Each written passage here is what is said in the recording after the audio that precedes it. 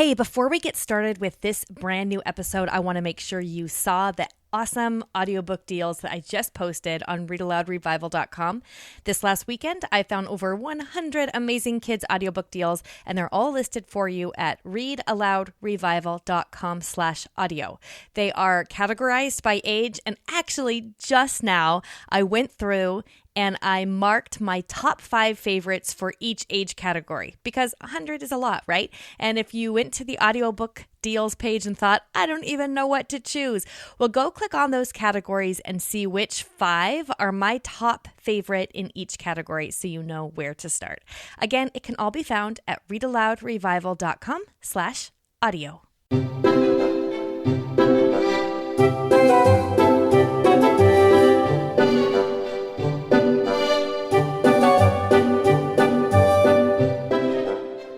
You're listening to the Read-Aloud Revival podcast. This is the podcast that helps you make meaningful and lasting connections with your kids through books.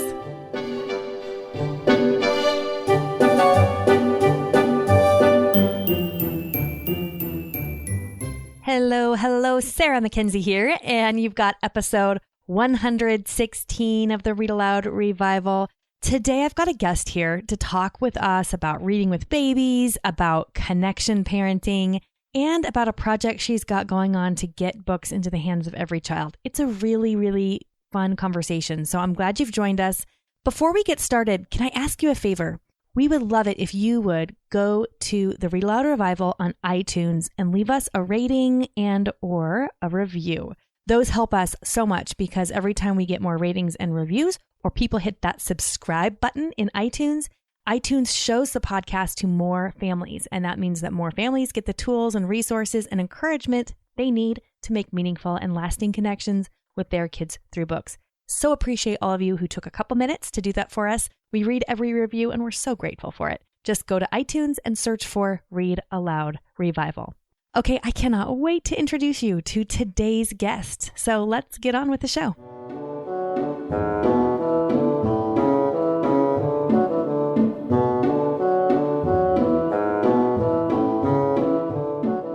Pam Leo is an independent scholar in human development. She's a parent educator, a certified childbirth educator, a doula, a parent, a grandparent. She wears many hats, and she's been studying human behavior since her first child was born in 1972. She's explored child development, psychology, sociology, and anthropology in an effort to understand the parent-child bond and how we can best parent our kids starting from the moment we find out they're on the way. She's the author of a book called Connection Parenting, and she also teaches workshops, including one called Bonding with Your Baby. So today I invited her to the Read-Aloud Revival to tap into her wisdom as we talk about connecting with our tiniest children through books. I want to talk about reading aloud with babies, and I couldn't think of somebody better to do it with than Pam Leo. Pam, we are so glad to have you here today. Welcome to the Read-Aloud Revival. I am so excited to do this with you, Sarah. I listen to the podcast all the time, so I was totally honored to be able to do this with you. Oh, well, we have been wanting to do an episode on reading with babies, and we have been admiring your work at the Book Fairy Pantry Project, which we'll talk about a little bit later. So I just knew it would be a great conversation. You have so much enthusiasm and such a heart for connection between parents and kids and between children and books that, I mean, really, you're just like a perfect fit for the Read-Aloud Revival podcast. So before we get started, can you tell us just a little bit about yourself, maybe a little more about your family and your work? Sure. Well, I'm supposedly retired, but I've never been busier. Children's books my entire adult life have been a passion for me, and there's so many of them that I had never read, so I always buy them. So moving into the Book Fairy Project was just a natural progression from the Connection Parenting. It was a way to marry both of my loves, so I get to kind of do both because what I do a lot of today is talk with parents still about connection, but about connecting through reading aloud to their children. Now, you homeschooled your own daughters, is that right?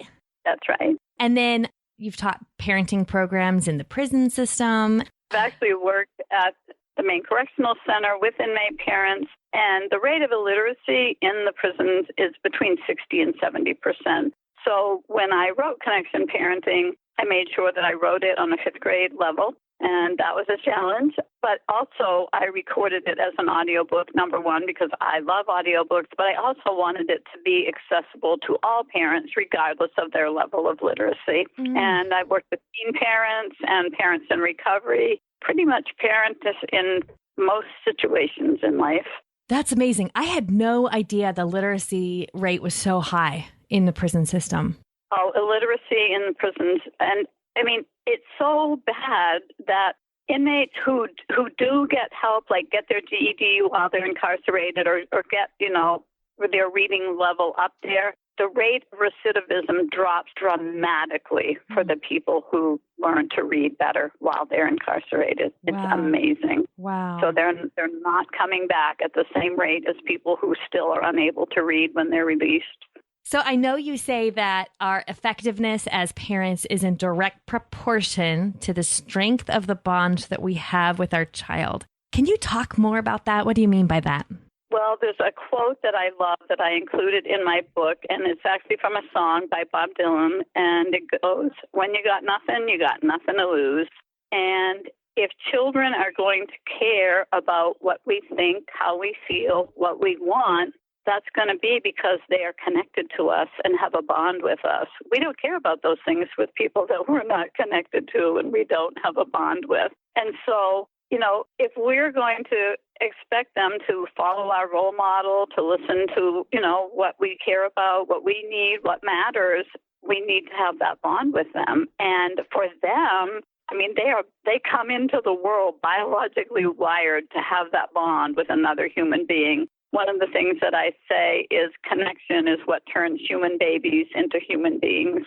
Oh, that's beautiful. Well, you're speaking my language here because you're talking all about connection, which of course is what we're all about at Read-Aloud Revival. I love it so much. And I'm glad that you mentioned the effects of the connection on babies, because that's what I want to talk about. I want to talk about reading with babies. I think sometimes parents question if it makes sense to read to babies, especially if they're rolling around. You can't tell if they're listening or, they don't seem to be paying attention because they're chewing on their toes.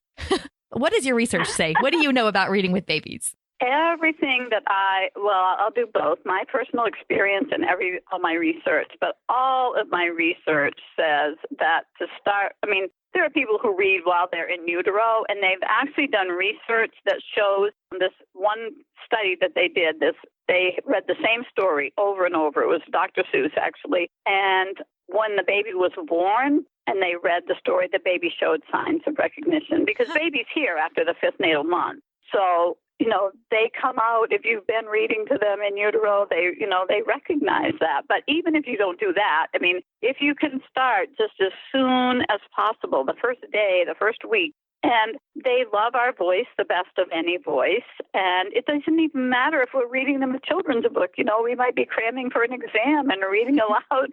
Mem Fox, in her book, Reading Magic, talks about having had a student who had a baby at a time when she was still in school, and that's what she did. She read the papers that she had to read aloud to her baby so she could do both be close with her baby and get her schoolwork done. It doesn't really matter what we're reading. It's the closeness and listening to the rhythm of the written word that the babies just are entranced by it. And they begin to associate books with being held, with being loved, with having attention. And so right from the very beginning, they love books because it is love to them. Yeah, it's like they associate words and language and reading with that warmth and love and connection, which is so beautiful. Yeah, I love the book Reading Magic. We'll put a link to that in the show notes. That's Mem Fox's book that Pam just mentioned for you listeners who caught that. We'll put a link to it in the show notes. It's really wonderful. I'd love to get Mem Fox on the podcast at some point to chat about it. One of the things about that story about the mom who was cramming for a test and was reading, I remember when my oldest, Audrey, who's now 16, as we're recording this, when she was brand new, I wanted to read, but she was a very high maintenance baby, shall we say. She didn't like to be put down. She didn't like my attention directed elsewhere. But I found I could read my own books as long as I read them out loud. I could read them because she would be quiet. Yeah. And so it didn't matter that she didn't understand because I wasn't reading it for her to get the book. I just wanted her to stop crying so I could read the book. Right. I kind of forgot that. And you got to read. It's a win-win. Exactly. Exactly. So what kind of expectations One of the things that I've noticed talking to parents about reading with toddlers or preschoolers is we do tend to have that sort of anxiety about like what is appropriate for our child to do in their reading. But what you're saying, if I'm hearing you right, is that it doesn't really matter. It doesn't matter if your babies are asleep. It doesn't matter if they're awake. It doesn't matter if they are, right? Okay. It really doesn't, because, I mean, the reading voice is so different than the speaking voice. It has a different rhythm, and it's very comforting. So, when they're little babies, I mean, they really, will just be in your arms. But, once they can crawl away and that sort of thing, if we have started reading really early, they're attracted by it. You know what I used to do with my youngest daughter, who's now grown with children of her own, but if I said, okay, it's time to go upstairs, we're going to read, it's time for bed, she wouldn't want to come upstairs. And so I would go to the top of the stairs and sit on the top step and start reading the book loud. You are brilliant. You've just solved my bedtime. You've just solved my bedtime issue, because we've got 2 5-year-olds and a 6-year-old who should come upstairs when I tell them it's bedtime, but they don't. And now I know if I sit on the top step and start reading their story, that will totally work. Yeah, I don't know why I've never thought of that before. They don't want to miss a word of it.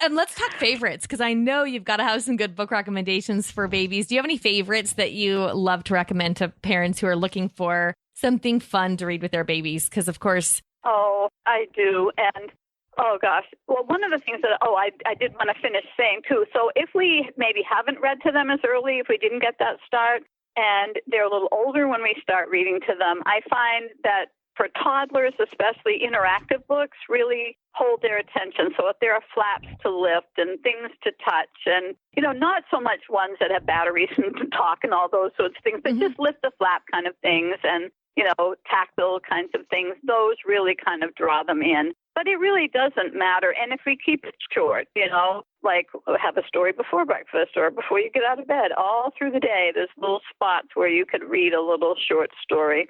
But, anything with rhythm and rhyme and repetition, they love that. And what I especially love is songs. There are so many songs, like Raffi songs, that have been turned into books. So if we start singing those songs to them really early, then when they're in our laps and we have the song that's been turned into a book, they know what's coming next because we've been reading it to them. Yes. And so then when they move a little further and they actually are, reading words, they also know what's coming. And one of the things that I figured out, there's a woman in my building, and I didn't know this when I first knew her, but she had a motorcycle accident and she had a traumatic brain injury, and she could no longer read as an adult. And I had been giving her books for her granddaughter without knowing this. And when I found out, I said, I have some books that I think will work really well for you. And it was the Rosemary Wells books that are like Twinkle, Twinkle and Itsy Bitsy Spider. She remembered the song. So when she would turn the pages, the words made sense to her. And it made me cry. I just was so thrilled. And she was so thrilled. She said, I read this to my granddaughter because I remembered the song. And so that really sent me in a whole nother direction, too. I now have a little songbook that's called Singing is Key to Literacy, which it so is. Yeah, so there's so much that you can do with toddlers with songs. And, like there's the book, You Are My Sunshine. I mean, there's all kinds of the Raffi songs are books. So those are some of my absolute favorites. Yeah, those Raffi books. Yeah, those Raffi books, Baby Beluga and Down by the Bay. I remember we had those board books when mine were babies, and they loved them. They do. They absolutely love them. And you said tactile. And even if you don't have the book with you, you can sing it. You're somewhere. Exactly. The tactile thing, too, because I think all of my babies loved those books that had like puppies where you'd rub the ear and it was soft, or the the sandpaper tongue, or yeah, they love those. Something hiding behind the flap, like who's in there? Yeah, and they love it. They love that especially once you've read it 20,000 times, and they know, but you watch them like wiggle with anticipation, like they just know what's behind that door. So good. They do. They know what's coming. And one of my other there's 2 other favorites that I have. One are sign language books, because I am a major fan of, babies learning, even if it's 4 or 5 signs. I mean, it totally changes the whole connection between the parent and child. You know, if they can put their little fingers together and go more, and we know what they mean, I mean, that's connection. They feel heard. It's not just communication, it's connection. So there's loads of them. I did an article on it once called Signs of Connection. And what was I going to say? Oh, the other one is wordless books.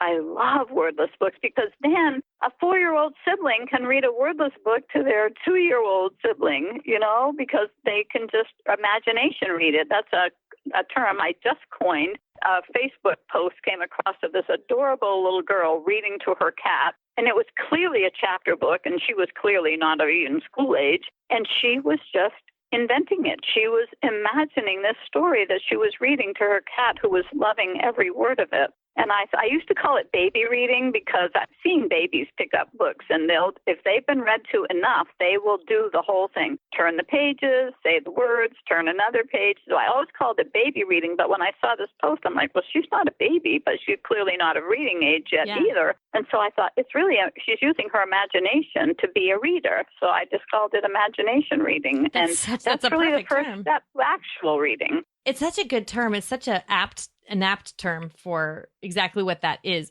One of my favorite wordless books is Pancakes for Breakfast by Tommy DePaola. Me too. You want to know what I did with that? What? I always take my mom to IHOP on Wednesday. It's just her thing. The Read-Aloud 15 Minutes, they feature different projects. And this one project that got featured was they called them restaurant readers. And they took books and they laminated them and then put hole punched them and zip tied them so that you could turn the pages, and brought them to restaurants. And because they were laminated, they could be wiped off between everyone who used them. Mm-hmm. So I made one of Pancakes for Breakfast to take to them at IHOP, and they loved it. I bet they did. It's so perfect. It was so perfect. Yeah, it was really great. I also love, I'm sure you like this one too, Goodnight Gorilla by Peggy Rathman. I have such a sweet story to tell you about Goodnight Gorilla. I go into the county jail, and I work with parents there to coach them on reading aloud to their children over the phone. Because for many of them, that's the only way that over the phone is the only way they stay connected to their children. And I mean, how do you talk to 3-year-olds on the phone? It's good challenging, but if you can read them a story. So I said to the men, it was the men's class at the time, I said, if you can find out what your children's favorite books are, I will find them for you, and I will bring them in, and you will have them to read to them. And so this one dad said to me, he said, I have 3-year-old twins. And he said, do you think you could get me Goodnight Gorilla? And I said, well, sure. I said, but that might be a little challenging to read on the phone since it's mostly a wordless book. And he said, yeah, but you know, the little mouse with the banana, and it's on every page. And I could say to them, where's the mouse with the banana? And I'm thinking, this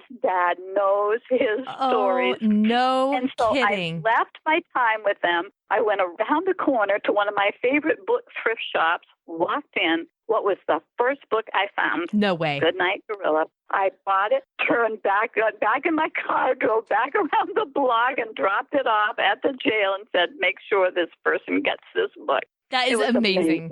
Oh, my goodness. Oh, I can just...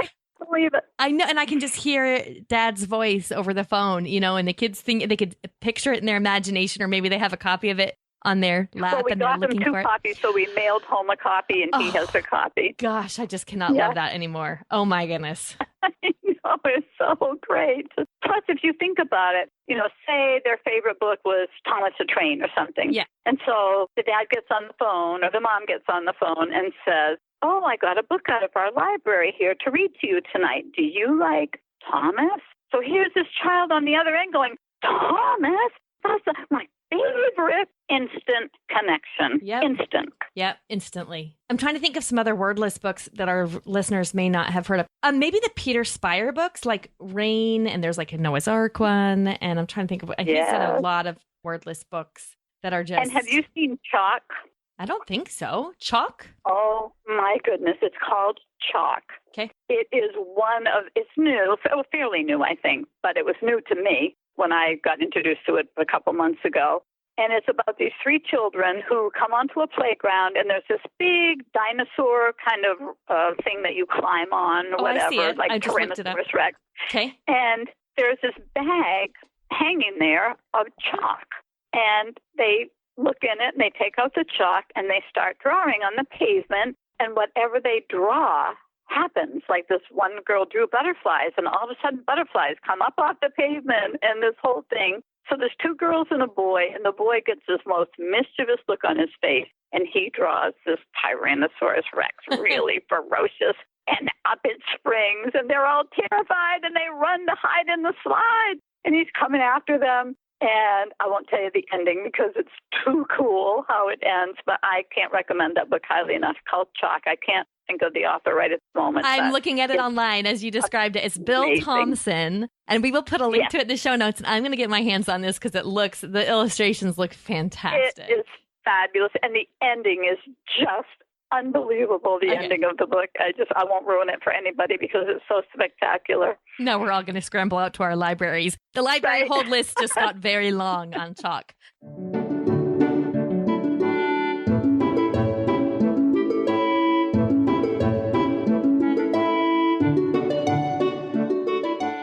Okay, so before we hopped on, you told me about some research that you dug up. Can you tell our listeners about that? Because I loved hearing what you had to say about that.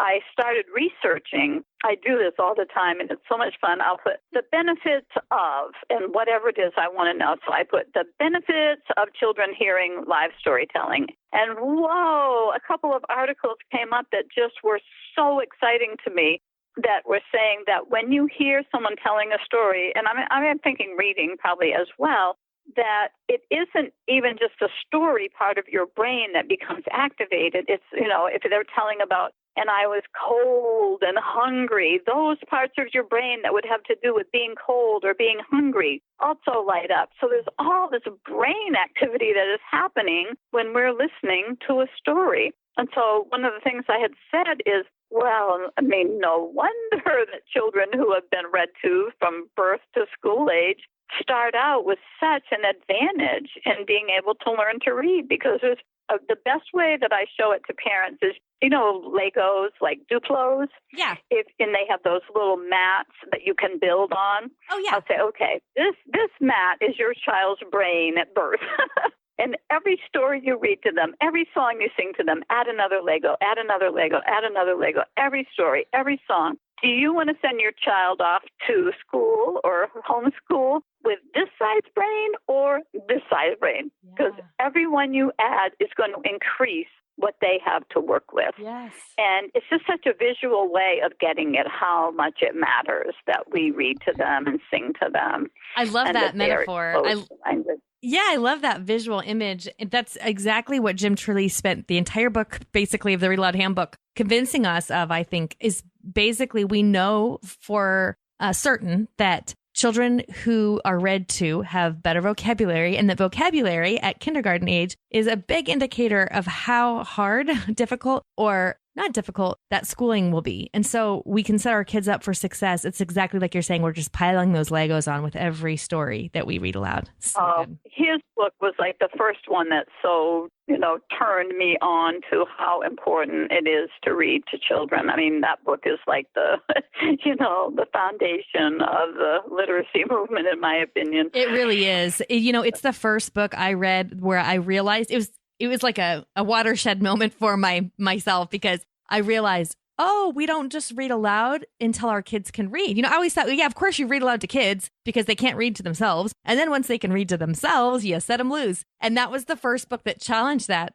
idea for me and said, no, reading aloud is a value all of its own, and it should still continue to be done. And I knew instinctively that I enjoyed being read to long after I could read on my own. But I needed that book. I needed that book to convince me that it was, and to show me how much it mattered. So absolutely. There was one day, my daughters were 7 years apart, so it was really hard to read aloud something that was appropriate for both of them. Yes. But one New Year's Day, we were supposed to go to like this party, and we wake up to it's snowing. And it's like little snow, big snow, and it was going and going. And I thought, there's no way we're going to end up leaving our road today. And so I said, why don't you get one of the books that you got for Christmas, and we'll start reading that. And it was Bridge to Terabithia. Oh. And we started reading that aloud. when we ended up stopping mid-afternoon to eat the potluck dish we had made that we were obviously not taking anywhere, and we finished the entire book that day. It was the first time we had ever read a whole chapter book at one sitting. Wow. And I mean, they'll never forget it. I'll never forget it. That day just will stand out in our minds forever. Plus, it's such an incredible book.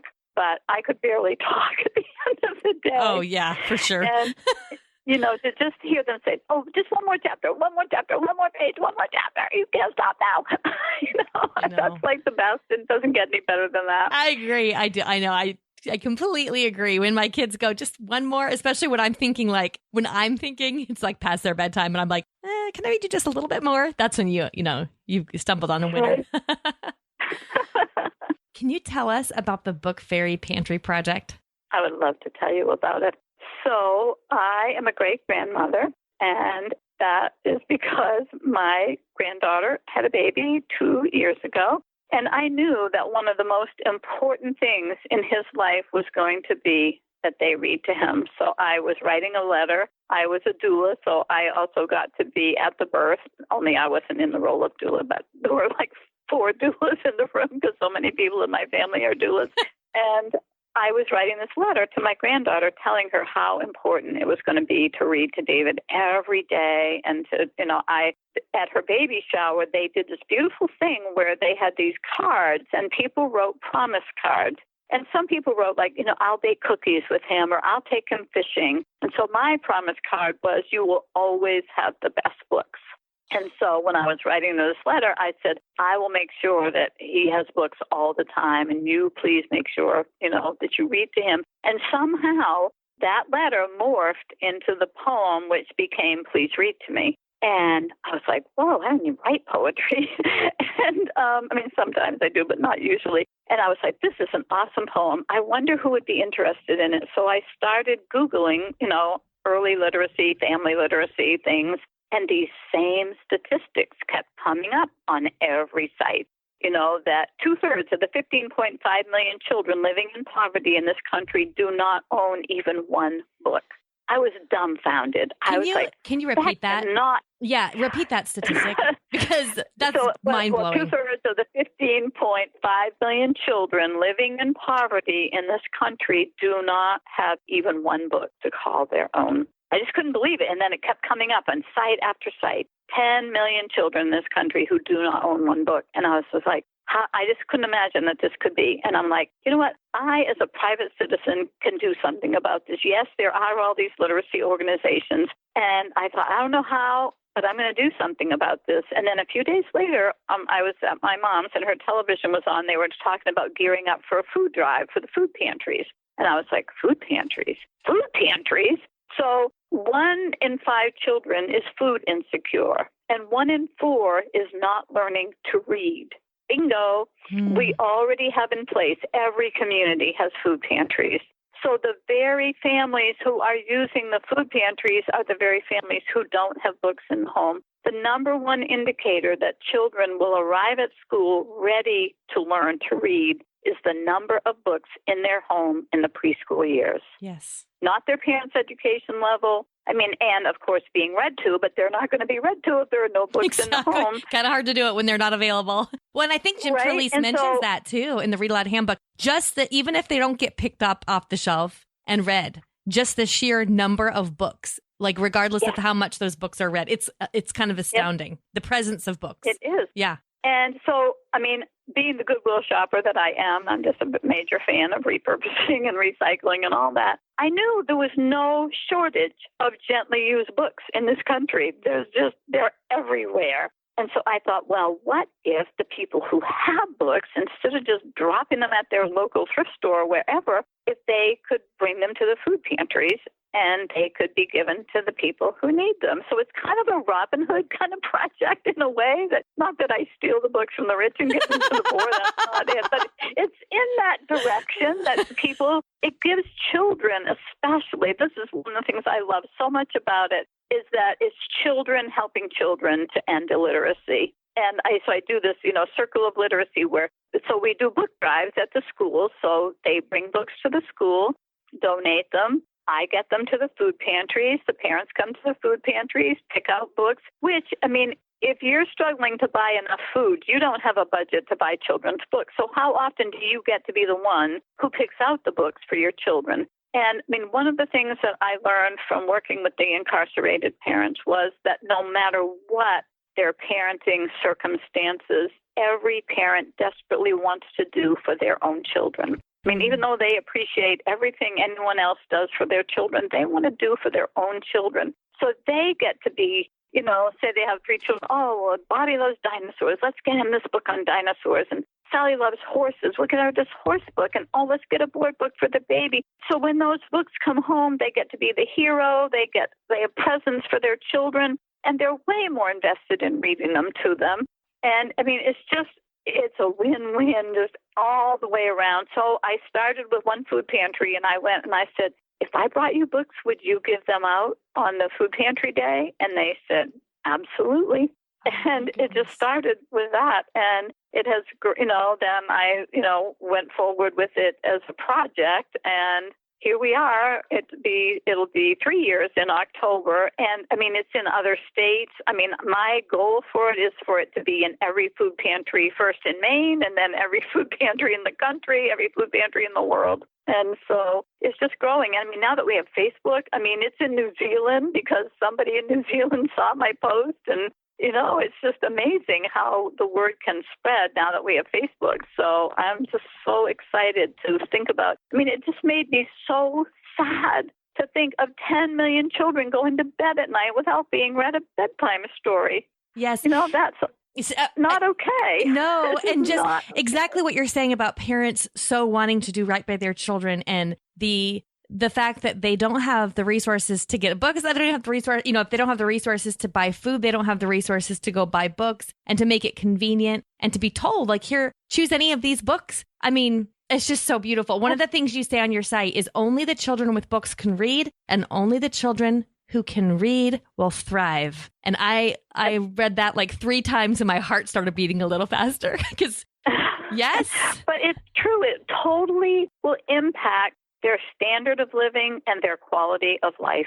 Okay. It totally impacts it. If you are listening to this podcast right now and your heart just started beating fast and you thought, I want to do that in my community, I want to send you to Pam's website, which is bookfairypantryproject.com. We will, of course, have a link to it in the show notes at the Read-Aloud Revival. But again, that's bookfairypantryproject.com. And you can learn how to get involved there because every child in our community deserves to own their very own book.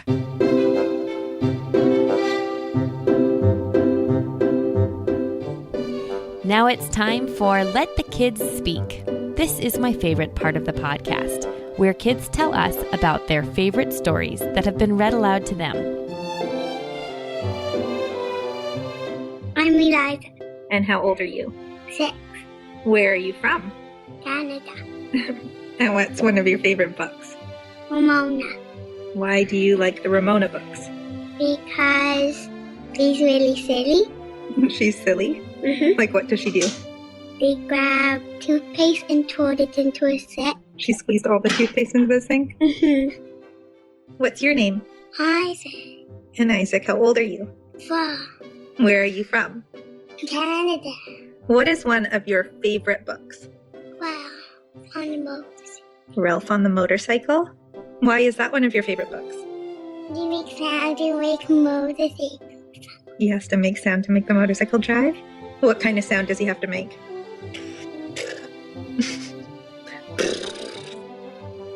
What's your name?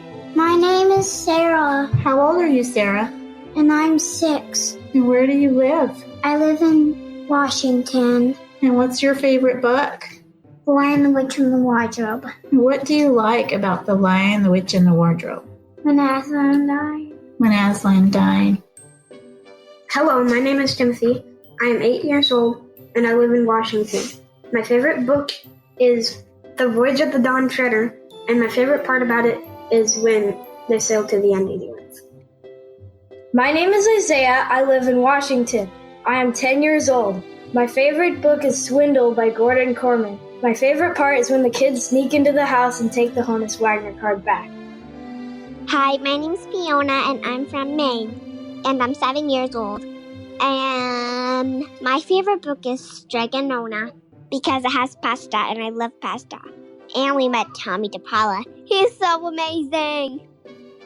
My name's Addie, and my favorite book is Fancy Nancy. Do you know, I live in Cape Girardeau, Missouri, and my favorite one is Fancy Nancy. Why? Because a tree cactus crashed.